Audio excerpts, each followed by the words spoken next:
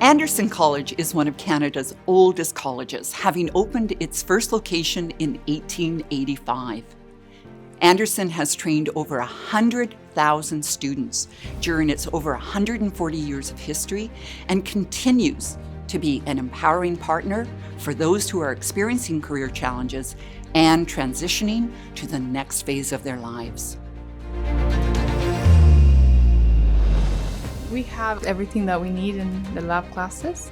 First, we teach them how to take heights, weights. We teach them how to use techniques on caring for someone who cannot walk, someone who cannot get out of bed, so bedridden clients, someone who can walk, how to transfer them to wheelchairs. We have Hoyer lifts, how to lift clients from the bed in a safe way to the wheelchair or to the washroom. Also teach them how to care for catheter care. We teach them all ranges of age, from young to older clients. And I chose Anderson College because I tried other schools, but Anderson College, when I came to make inquiries of instructors, the staff, they were welcoming.